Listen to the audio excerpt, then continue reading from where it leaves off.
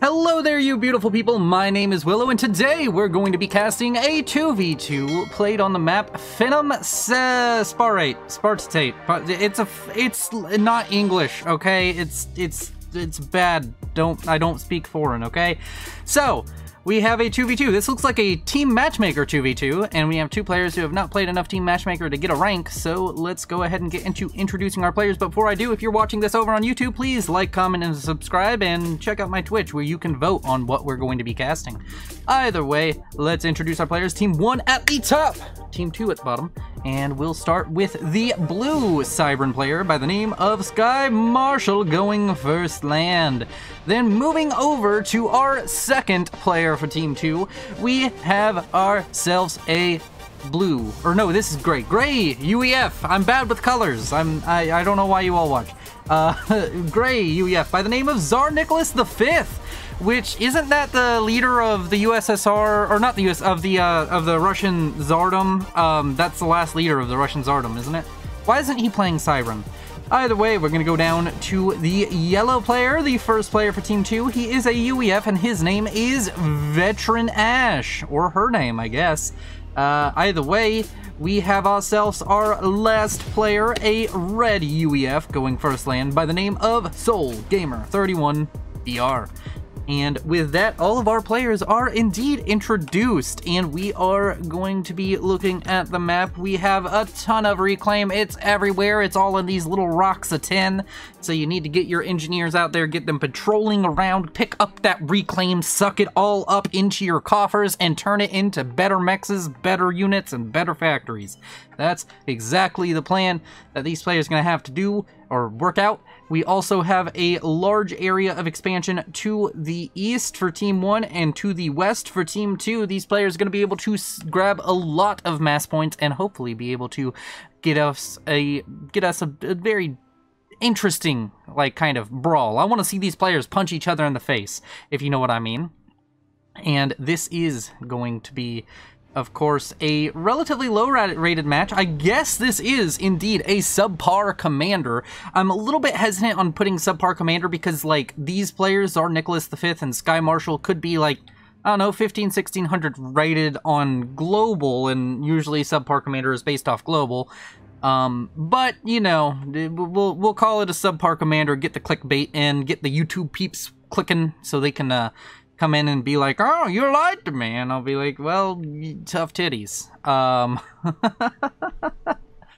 So, we have a few units out from both Veteran Ash and Soul Gamer heading up to the northern area, gonna try and cut off the expansion to this for these furthest away expansion points. And over here we have a unit or two out from Veteran Ash to try and deny his opponents from doing the same thing he's trying to. And there is some early air. The first air units of the game have been built. It is, of course, Soul Gamer making a bunch of scouts, going to be able to get a lot of intel. So has Veteran Ash. I don't see any air built up for Team 1 as of the moment, so these players not quite so focused on air. Sky Marshall going for a lot of energy storage, which is interesting. Really worried about power, apparently.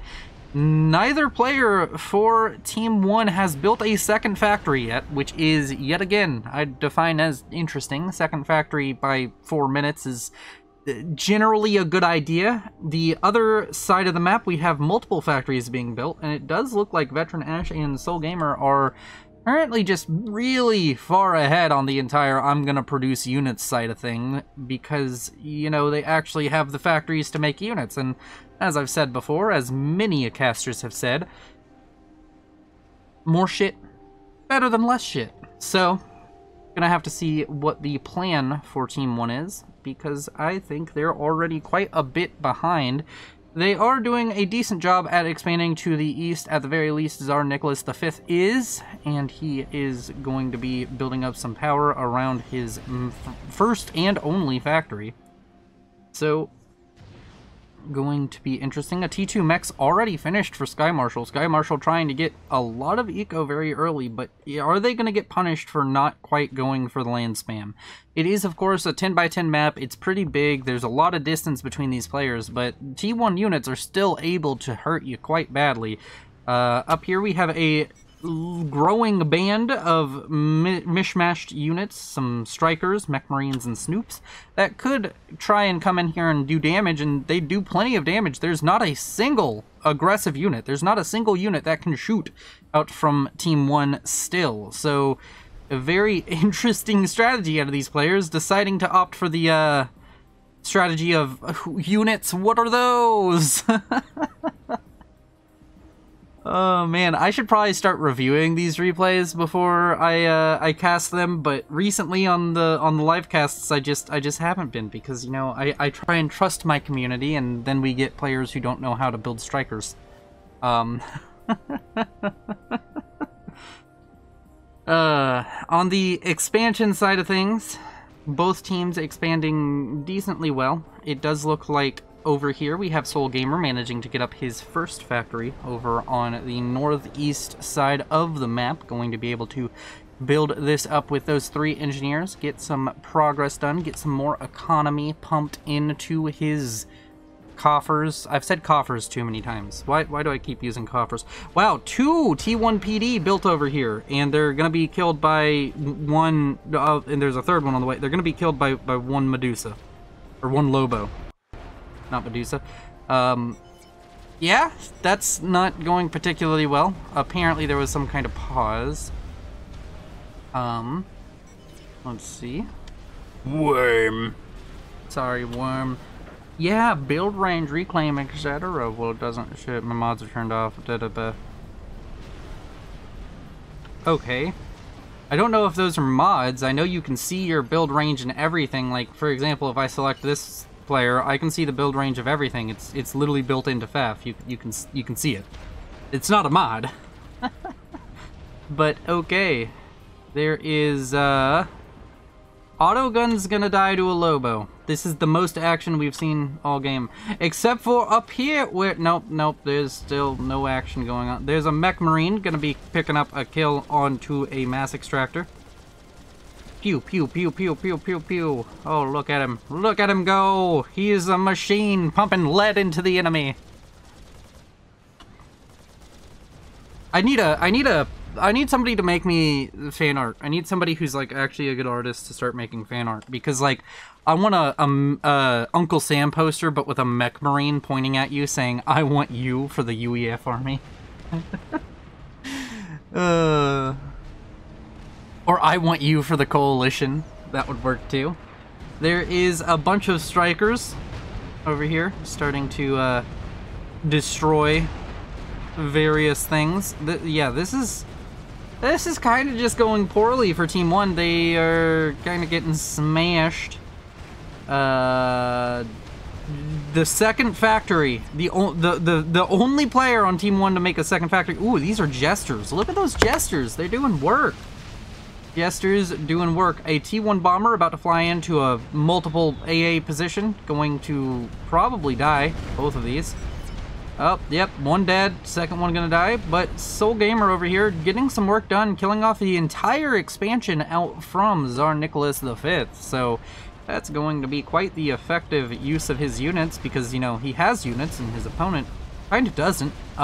Jesters coming out to try and defend against all of this. Some more factories starting to be built. They are not building anything, but Tsar Nicholas is building factories, and we do have to acknowledge that. Mongoose! He's gonna build mongoose. He's going to get himself some of those Gatling missile range boys, and I bet you he's gonna run them right into a bunch of T1 units. Jesters coming forward to try and kill off Lobos and the such, and look, he's walking his mongoose right into the range of T1 units, which is the way that they were intended to be used. I've been informed since all of my ramblings about how mongoose are bad if you don't know how to micro. No, this is the intended use for them. They're supposed to just absorb some of the time of the enemy units. They're not supposed to be used to kill anything. So that is what's going to happen, and these mongoose will fill their role admirably. And yeah, so we have both of the players on Team 1 taking a defensive stance and deciding that map control is not very important, which is, you know, that's fine, that's fine, that's fine. Nobody said that you had to try and win the game. They just said you had to participate. That's all you sign up for when you hit the play button is participation. You do not sign up for actively trying. And yeah, this is going to be I'm gonna speed it up a little bit, because unless Team 1... Oh my god, I'm so unprofessional, my phone went off, and oh my word, it's... Oh god, jeez, I'm the worst caster ever. My phone made a noise, and everybody's gonna complain about it in the comments on YouTube. But yeah, gestures are not a long-term strategy, so I'd like to see Team 1 decide to do something aggressive, because this entire I get it. I get why newer players do stuff like this, or even veteran players do stuff like this. It's that feeling of safety that you get. You're like, oh well, I'm not going to expand, because if I expand, I can't hold it. I'm just going to take the territory that I can easily take around me, and I'm going to defend it so I can eco up on it. But that's just not how it works. A T1 mechs will play itself off in like 7 seconds. You can afford to try and build all these mexes. You gotta constantly expand. Tsar Nicholas might be dying to T1 spam. He has T2, he has a lot of Mongeese, but he's taking a ton of damage from the spam out from Soul Gamer. And geez, my phone's still going off. Why? Stop it. No notifications.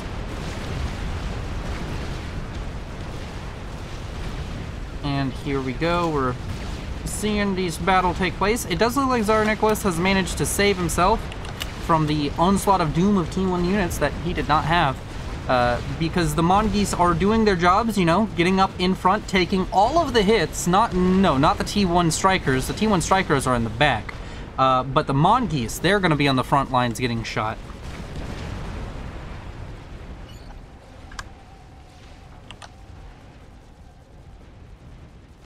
Admittedly, his Mongeese are starting to drive off the T1 spam out from Soul Gamer, but there's a lot more spam now incoming from both Veteran Ash and Soul Gamer, who are going to be able to do a tremendous amount of work.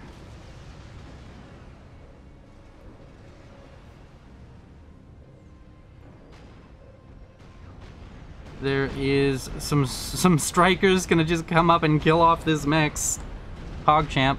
He's...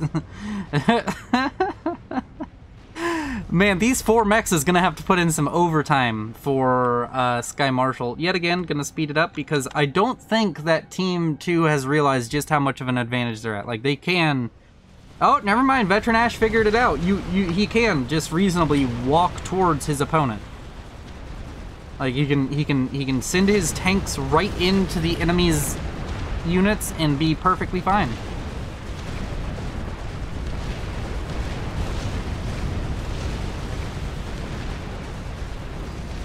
Oh, look at the Mongeese. Look at them. Actually, maybe he won't be fine. I mean, he's gonna lose all of this, but... If they... Yeah, they're getting up T2 production, so, like, once you have pillars and Mongeese of your own, you're gonna be fine. Wow, this is...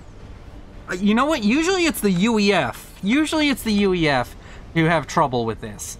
But this time, it's the Cybern player. This time, I'm going to take this screenshot and I'm going to clickbait it by saying Brink's wet dream. Even though Brink hates firebasing. I gotta get that clickbait in, okay?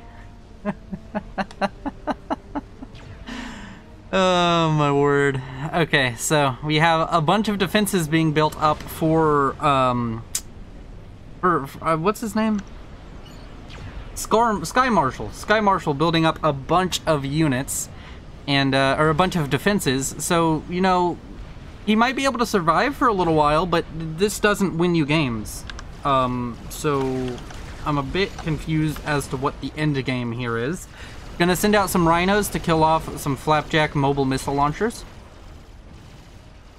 And Soul Gamer up here expanding to the area that was at one point under the eye of Tsar Nicholas. Tsar Nicholas not even deciding to try and retake this. He's like, I took it once and it didn't say. Don't say his firebase is a custom template. I mean, it might be. Also, it's a bad template if it is, because if you look at it, the thing you want to do with shields is you want to put your defenses right at the edge of the shield. Like, 1 second.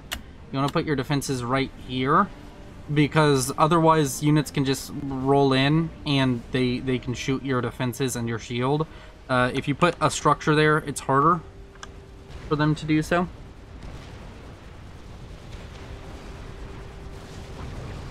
He's also about to have power trouble, I think. He only has 3 T2P gens, and he is... I would think he might have power issues soon. That's all I'm gonna say. He needs more power built. Oh, he's also building hives next to his shields. Interesting. So the only way to beat a fire base, apparently according to Veteran Ash and Soul Gamer, is to build your own. So that's what Veteran Ash is going to be doing. And Soul Gamer also coming up here to build his own fire base. Soul Gamer not quite producing that many T2 units as of the moment. Does have some pillars up here to the north, but I'm not entirely sure if that's going to be enough to deal with all these Mongeese. The Mongeese do kind of have just like an overwhelming numbers advantage. I guess if this PD goes up, it's going to deal a ton of damage to the Mongeese. You could get up a few PD, make it work. Get the defensive stuff going through.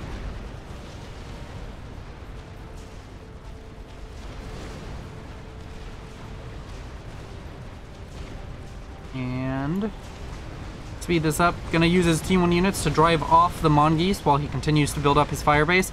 We have a bunch of Flapjack artillery, or not artillery, Flapjack mobile missile launchers coming in. Killed off a shield, almost killed off a Gunther, but did not quite manage it. Kills off one of the tactical missile defense. And yeah, 3 rhinos is the maximum any army can support. They have so much upkeep, you know. Units, this is like Stellaris, right? Your military units, they have upkeep, right? And that's why he only has 3 rhinos. There's no other reasonable explanation, right? He can't support more than 3 rhinos. They're really expensive, so he's not even gonna try to. This is all gonna die to flak. That happened. So this is horrible. Imagine if rhinos required energy to fire. Oh yeah, if rhinos required energy to fire, then it would be absolutely horrible, because nobody would build rhinos. Rhinos need a lot of space and green grass. Yes, rhinos. He's over here. He's running a nature reserve, but he hasn't quite gotten like zoo. He hasn't gotten like what's that game? Planet Zoo. He hasn't quite figured out the mechanics yet, so he can only support 3 rhinos. Large assault coming out towards Sky Marshal. Janus being used quite effectively, and that's gonna be some dead shields. So the shields are not going to be useful. A large group of units out from Veteran going to be able to help out in this assault against the Cybern position of Sky Marshal. Also, while we're looking at this, I'm pretty sure that the base of, yep, the base of Tsar Nicholas is also going down. Tsar Nicholas might be the first to die, in fact, down to 700 HP, but the column of Sky Marshal pushing forward. Tsar Nicholas dies now, and Sky Marshal dies in a minute or 2. So yeah, that's the end of the game. Thank you all for watching. If you're watching on YouTube, please consider liking, subscribing, and commenting. If you would like to see more, go ahead and check me out on Twitch or check out any of the playlists. And what's the other thing I can say? Oh, thank you to my patrons, Timothy Calderwood, Sergeant Syphilis, and Nogtar. I will see you in the next video. Bye-bye. Alright.